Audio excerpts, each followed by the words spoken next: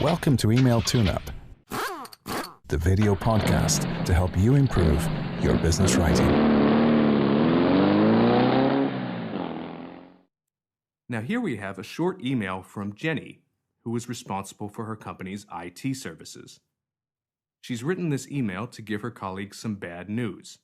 The office email server will be down later today because of some technical problems.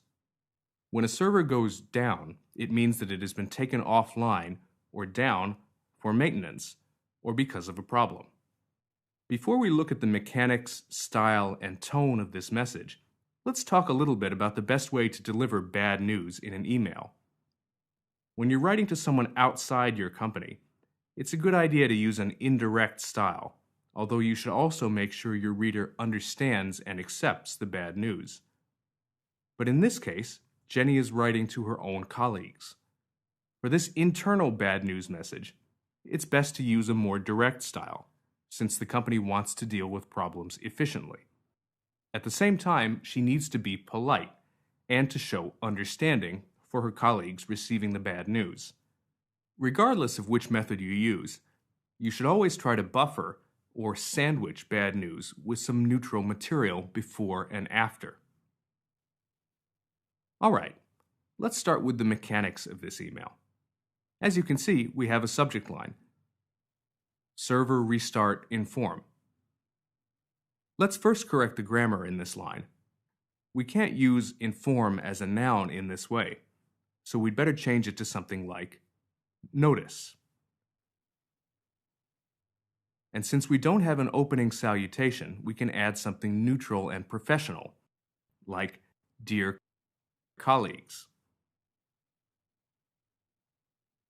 Now, when we look at the body of the email, the first thing we notice is that the entire message is just one sentence long. And it's a run-on sentence. That is, it's really several separate sentences that have been incorrectly strung together with commas.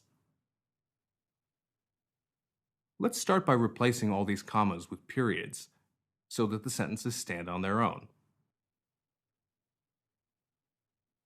And we'll need to capitalize the first word in each of these new sentences.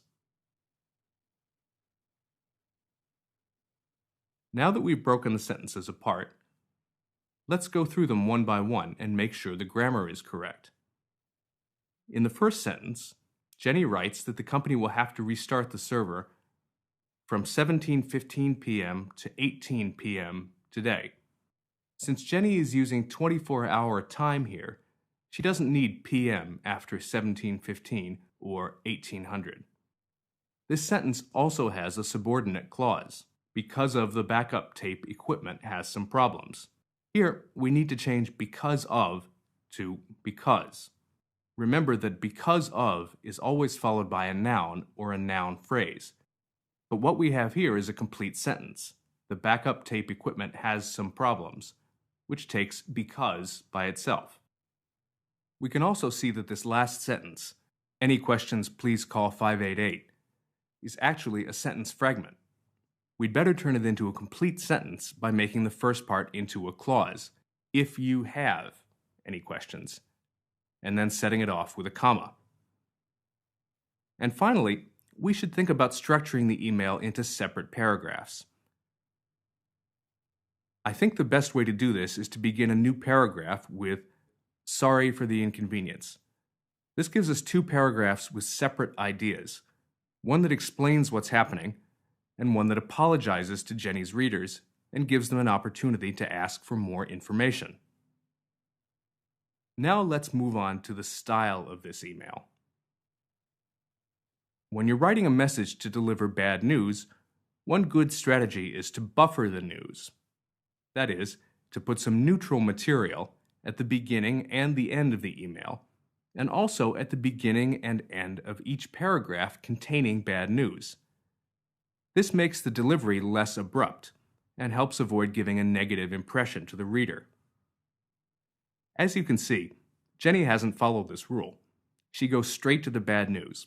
We will restart our mail server. And only afterwards does she explain the reason for the news.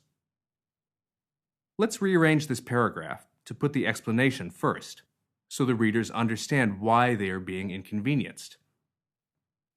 We can begin by saying something like, "We have discovered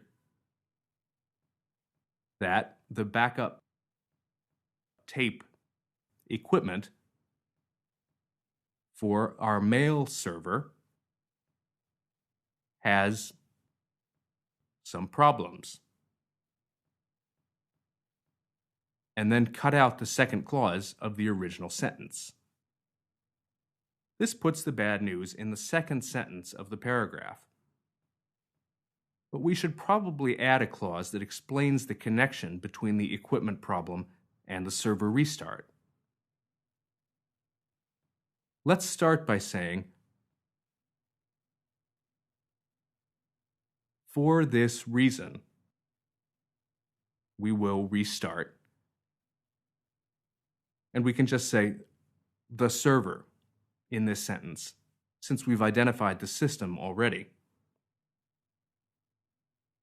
The last sentence in this paragraph gives the readers some additional bad news. Jenny is telling them that the company may lose its email connection for a long time this afternoon. But since we know that the repairs should be finished by 1800, we can rephrase this news in a positive way. Where Jenny writes from 1715 to 1800, let's say, beginning at 1715 today, and end the second sentence there. This gives us the chance to end the paragraph on a positive note. Instead of saying, "We expect to restart the server many times," the final sentence can say, "We expect the server to be available again after 1800. When an email has to deliver bad news, it's also helpful to emphasize how readers can benefit by cooperating or by accepting the situation. So let's have Jenny add a new sentence in a separate paragraph, explaining why this temporary interruption of service will make things easier for her colleagues in the long run. She can say, "These repairs to the server will make your internet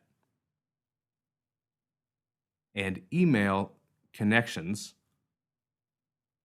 more reliable in the future." In the next paragraph, Jenny is right to use apologetic phrasing, since this ends the email in a less negative way. But we should make some changes to her language so it sounds less abrupt. A sentence beginning with "sorry" sounds very informal, which probably isn't a good idea if she wants to show sympathy for her colleagues. Let's change it to, "We apologize for the inconvenience," and we don't really need this final "to you." And we can change "call 588" to "call me on extension 588. Again, making the sentence less abrupt and more informative, and emphasizing that Jenny is personally involved in solving this problem. And finally, let's review the email for tone. The first and second paragraphs have a neutral tone, which is appropriate for delivering bad news in an internal memo. But in the third paragraph, we should add some language to make Jenny's apology sound more sincere by expressing concern for the needs of her colleagues. Jenny wants to make her readers feel welcome to ask for more information about the server problem. So let's begin by adding "or concerns" to this final sentence. So it becomes "questions or concerns." And we can change "please call" to "please feel free to call," again to create a more welcoming tone. Finally, we should add a closing sentence to show appreciation for the reader's problems and their willingness to cooperate in solving them. Let's write something like, "Thank you for your patience and understanding." This sentence, "We apologize for the inconvenience" may not really be necessary. Some of you may feel it makes the email too apologetic. So I think we can let our listeners decide for themselves. Does Jenny need this apology or not? Now, let's take one final look at this email. Jenny has taken a problem that might cause a lot of annoyance to her readers, and she's explained it in a way that's direct, professional, and sympathetic. She's making the best of a bad situation, which is a very important skill in any business setting. So let's hit the send button and get this message out to Jenny's colleagues.